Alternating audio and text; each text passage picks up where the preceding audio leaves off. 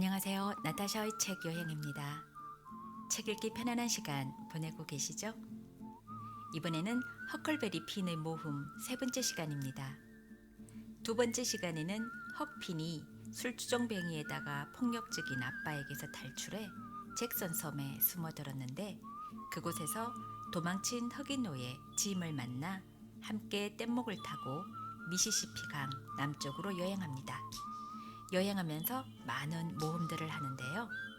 제가 읽은 부분 외에 나머지 부분들은 책으로 꼭 완독해 보시길 바랍니다. 저는 외국 문학을 접하면서 우리 한국 문학과 비교가 되는 것이 있다면 책의 내용도 헐리우드 영화처럼 무척 스케일이 커다는 것입니다. 톰 소여나 허클베리 핀의 모험도 그렇거니와 매직 트리 하우스나 그 유명한 해리포트 등 대부분의 10대 아이들의 소설에 담겨져 있는 그 무한한 상상력에 감탄을 합니다. 거짓왕의 고자질로 짐이 잡혔고 헉은 짐이 잡혀 있다는 집으로 갑니다. 그런데 그 집에 있는 아줌마가 헉을 보더니 톰 소여 왜 이제서 왔니? 하면서 무척 반겼죠.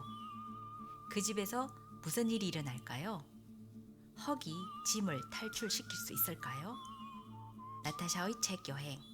지금 영원한 자유인으로 살기를 원하는 허클베리 핀의 모험으로 떠나봅니다. 맙소사, 한바탕면 나는 그 소리를 듣고 그만 마룻바닥에 나뒹굴 뻔했지요. 그러나 놀라고 말고 할 시간이 없었습니다. 그 노인은 내 손을 꽉 붙잡고는 계속 흔들어댔습니다.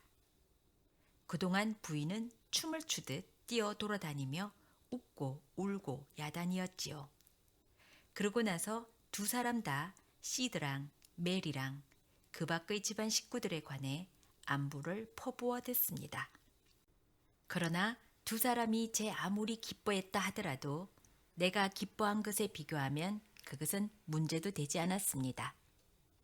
마치 죽었다가 다시 살아난 것만 같았기 때문이었지요. 나는 내가 누구라는 것을 알고 너무나 기뻤습니다. 어찌 보면 큰 행운이기도 하지요. 내가 톰 소여인 척 하는 것은 식은죽 먹기이니까요. 톰과 동생 시드는 세인트 피처스버거에서 폴리 이모와 함께 살고 있잖아요. 그리고 나는 그들에 관해 모든 걸 알고 있으니까요. 방금 알게 된 것인데 폴리 이모가 펠퍼스 여사의 언니였던 것입니다. 그녀와 그녀의 남편은 톰 소여의 이모 셀리와 삼촌 실라스였던 겁니다. 그리고 톰은 잠시 동안 그들과 함께 머물기 위해 배를 타고 남쪽으로 오고 있었던 겁니다. 우리는 모두 앉아서 이야기를 나눴습니다. 그들은 톰 소여의 가족에 관해 질문했고 나는 대답했습니다.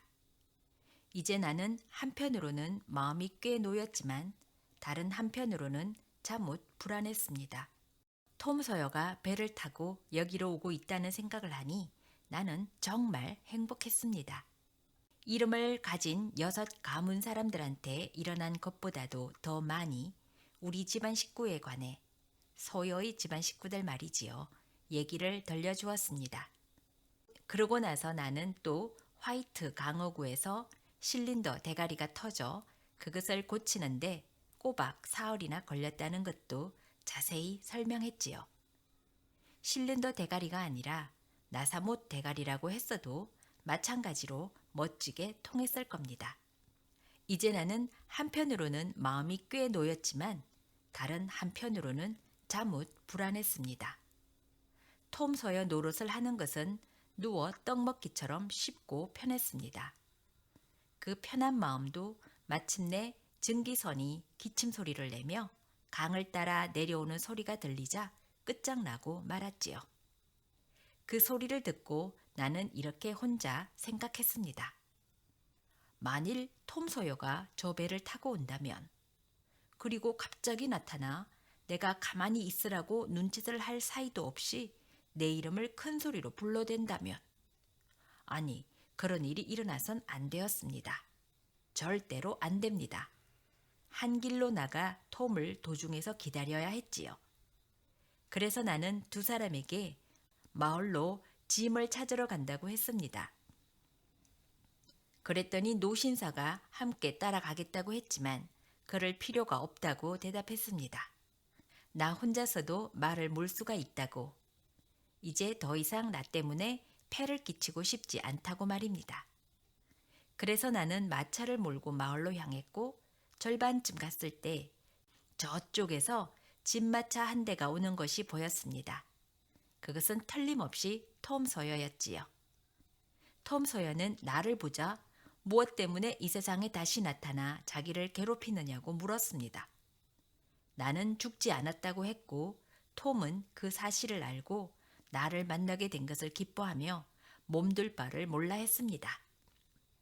나는 그동안의 모든 일을 톰에게 말했고 톰은 이것이야말로 굉장한 모험인데다 신비스러운 모험이라고 말했습니다. 톰도 짐을 탈출시키는 일을 적극적으로 돕겠다고 했습니다. 셀리 아주머니에겐 톰은 시드라고 말했습니다. 톰과 나는 짐이 잿물통 옆 오두막에 갇혀 있다는 것을 알게 되었지요.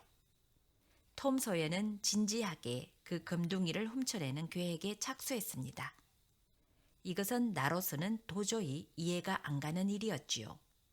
이 일이 잘못되면 톰은 체면을 잃을 수도 있고 고향에 있는 집안 식구들도 체면을 잃을 수 있었습니다.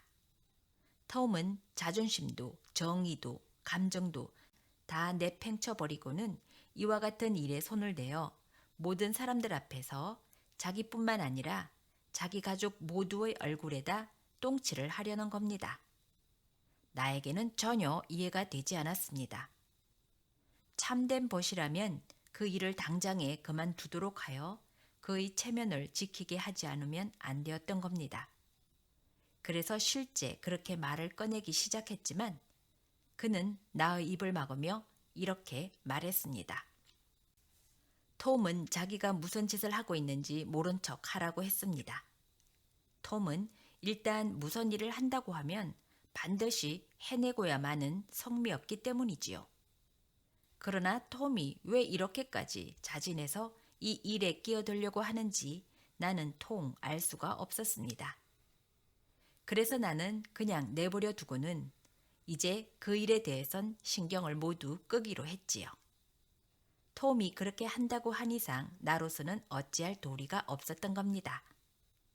톰의 철저한 계획으로 짐을 탈출시켜 도망을 치다가 우리를 따라온 사람들이 쏜 총에 톰은 장단지에 총알을 맞았지요. 톰은 무척 기뻐하였으나 우리는 총에 맞아 피를 흘리고 있는 것을 보고 나는 톰에게 의사를 부르러 갔다 오겠다고 했습니다. 톰은 무척 반대했지만 나와 짐은 무슨 일이 있어도 안 된다고 조금도 양보하지 않았지요. 나는 의사를 찾아갔습니다. 그 의사는 나이가 많은 사람이었고 꽤 마음씨가 착하고 친절해 보이는 노인이었습니다. 나는 온갖 거짓말을 꾸며대어 톰의 치료를 부탁했지요.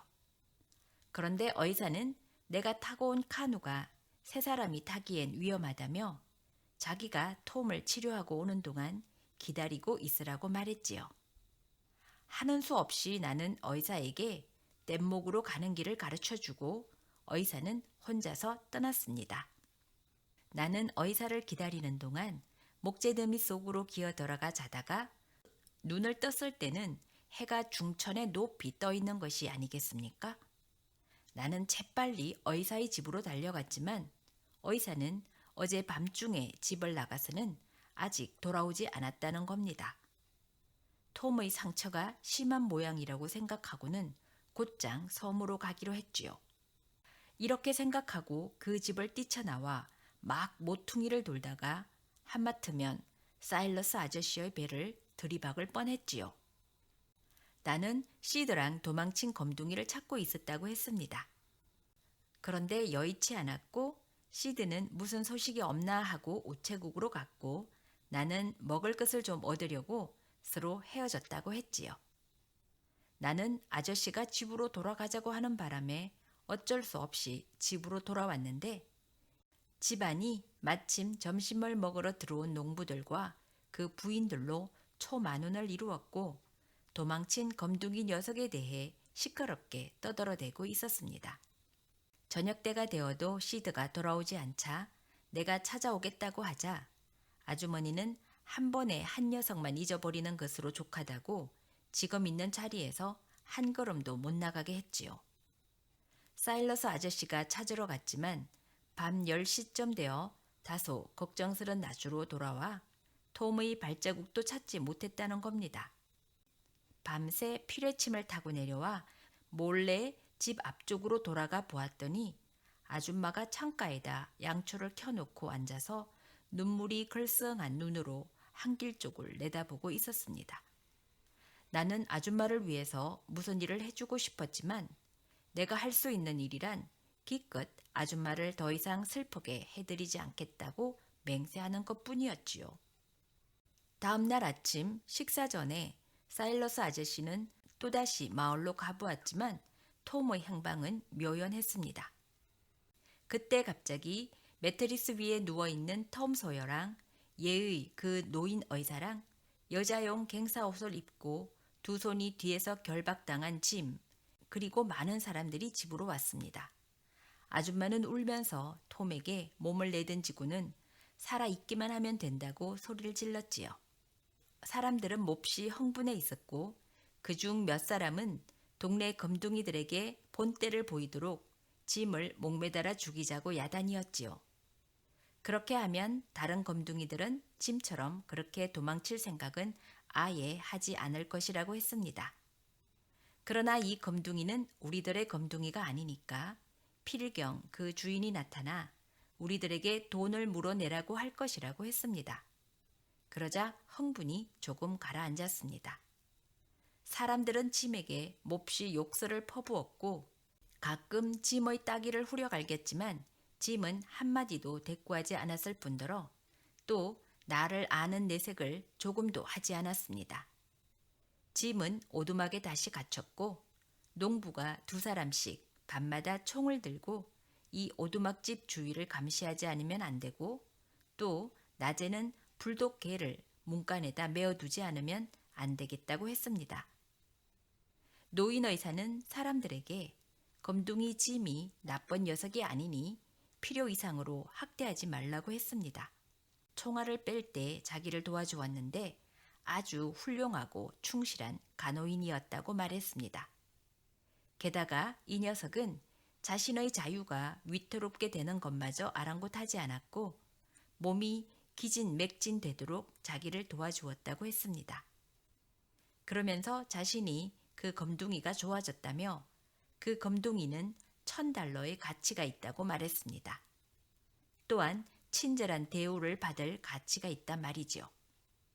그래서 사람들은 짐이 매우 훌륭한 짓을 했기 때문에 얼마간 인정해주고 보답해줄 가치가 있다는데 의견을 모았지요.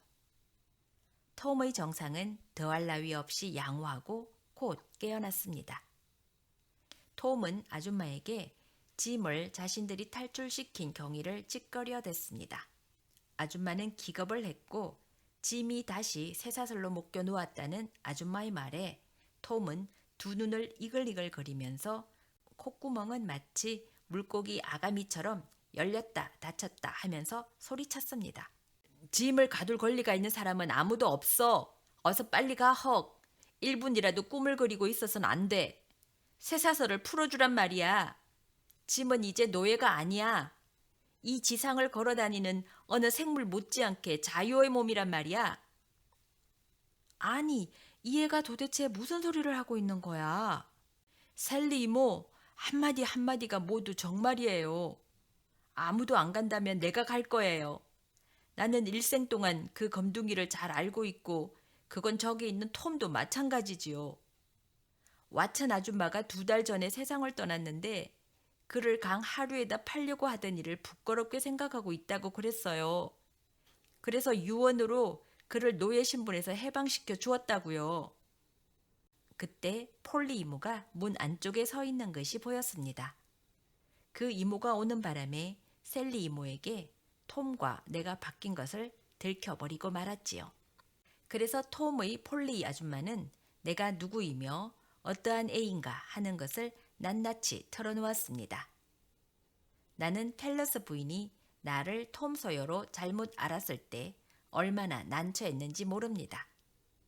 폴리 아줌마는 왓슨 아줌마가 유언으로 짐을 노예 신분에서 해방시켜 준 것은 톰이 말한 그대로라고 했습니다. 그렇다면 결국 톰은 자유의 몸인 검둥이를 자유의 몸으로 만들기 위해 그토록 귀찮고 성가신 일을 했던 셈이지요. 그래서 나는 그때 그 이야기를 들을 때야 비로소 그런 좋은 집안에서 자라난 톰이 어찌하여 검둥이를 자유롭게 풀어주려고 이를 도울 생각이 났는지 이해가 갔던 겁니다.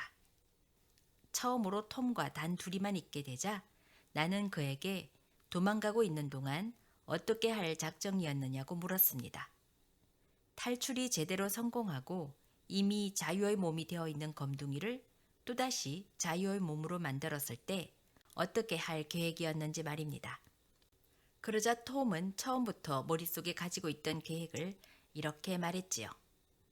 짐을 무사히 구출하여 그를 뗏목에 태워 강 하구까지 곧장 모험을 하면서 데리고 내려간 다음 짐에게 자유의 몸이 되었다는 사실을 알리고 정정당당히 기선을 태워 고향으로 데리고 가 짐에게 이제까지 수고를 끼친 수고비를 치러주고 미리 편지를 내어 고향 일대의 검둥이들 모두에게 환영을 나오게 하여 횃불 행렬과 악대를 앞세워 마을로 돌아오게 한다는 겁니다.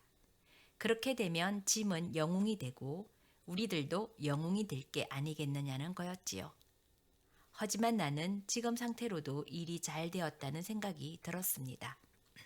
우리들은 곧 짐의 쇠사슬을 풀어주었고 짐이 의사를 잘 도와서 톰을 간호했다는 것을 알게 되자 폴리 아줌마도 셀리 아줌마도 사일러스 아저씨도 꽤나 야단 법석을 떨며 짐에게 멋진 옷을 입히고 먹고 싶은 것을 마음대로 먹도록 갖다 주고 일을 시키지 않고 즐겁게 놀도록 해주었지요. 우리들은 병실로 짐을 데려다 놓고는 얘기꽃을 피웠습니다. 그렇게 참을성 있게 우리들을 위해서 죄수 노릇을 해주었고 그 역을 그렇게 잘해준 대가로 톰은 짐에게 무려 $40를 주었습니다. 짐이 너무나 기쁜 나머지 까무러치는 게 아닌가 싶을 정도였지요. 짐이 이렇게 말했습니다. 이봐 헉, 내 뭐라고 했던가? 그 잭슨 섬에서 한 말 말이지. 내 가슴팍에 털이 나 있으니 이게 무슨 좋은 일이 일어날 징조라고 하지 않았냐 말이여. 그리고 한때 부자였으니 다시 한번 부자가 될 팔자라고 하지 않더냐 말이지. 자, 그대로 됐지 뭐야. 정말로 이루어지고 말았단께? 자, 지금 말이지. 암만 나에게 뭐라고 해도 소용없지. 징조는 징조란께. 지금 내가 이렇게 서 있는 것처럼 확실히 다시 한번 부자가 되리라는 걸 이미 알고 있었단 말이란께. 그리고 나서 톰은 언제 그칠지 모를 이야기를 계속 자꾸만 짓거려대면서 언제 밤에 셋이서 몰래 이곳을 탈출하여 여행 장비를 준비하여 한 2, 3주쯤 인디언 부락에 있는 인디언들과 굉장한 모험을 한바탕 해보면 어떻겠느냐고 했지요. 나는 좋다고 마음에 쏙 들지만 나에겐 장비를 살 만한 돈이 없고 집에서 붙여올 수도 없다고 말했습니다. 왜냐하면 오래전에 벌써 아빠가 돌아와서 틀림없이 세처 판사한테서 그 돈 모두를 찾아다가 술값으로 다 써버렸을 것이기 때문이라고 했지요. 아니야, 아직은 그렇지 않아 하고 톰이 말했습니다. 그 돈은 아직 고스란히 그대로 남아있어. $6,000 이상이나 그대로 남아있단 말이야. 그리고 네 아버진 그 후로는 한 번도 돌아온 적이 없었어. 어쨌든 내가 그곳을 떠날 때까지 아직 돌아오진 않았어. 짐이 조금 엄숙한 말투로 말했습니다. 헉, 그 양반은 이제 다시는 돌아오지 않지. 내가 말했지요. 짐? 왜 돌아오지 않는다는 거야? 헉, 왜구 뭐구 없어. 하지만 그 양반은 다시는 돌아오지 않는데도 그러는구먼. 그러나 내가 자꾸 따지자 마침내 하는 수 없이 짐이 이렇게 말했습니다. 강을 따라 떠내려온 통나무집을 기억하고 있제? 그 안에 무엇에 덮인 사람 하나가 있었는데 내가 안으로 들어가서 덮여 있는 걸 덜쳐보고는 너를 그 안에 들어오지 못하게 안 하던가. 그러니까 말인데 그 돈 필요할 때 얼마든지 손에 넣을 수 있어. 왜냐면 죽은 시체는 바로 네 아빠였으니까 말이지. 톰은 이제 몸이 거의 다 나아서 뽑아낸 총알을 세 줄에다가 달고 시계 대신 목에다 걸고는 늘 지금 몇 시냐고 그것을 들여다 보았습니다. 자, 이제 더 이상 썰 이야기라고는 아무것도 없습니다. 그것이 나에게는 무엇보다도 기쁩니다. 그 까닭은 만일 책을 쓴다는 것이 이렇게도 귀찮은 일인지 미리 알았더라면 나는 아마 이 일에 덤벼들지 않았을 것이고 2번 다시는 이런 일을 하려고도 하지 않을 겁니다. 그러나 나는 나머지 사람들보다 앞서 인디안 부락으로 떠나지 않으면 안 되겠다는 생각이 들었습니다. 왜냐하면 셀리 아줌마가 나를 양자로 삼아 교양 있는 사람으로 만들려 하고 있고 나는 그 일이 도저히 참을 수 없었기 때문이지요. 그 일이라면 전에도 한번 해본 적이 있으니 말입니다. 허니 미국의 세익스피어요.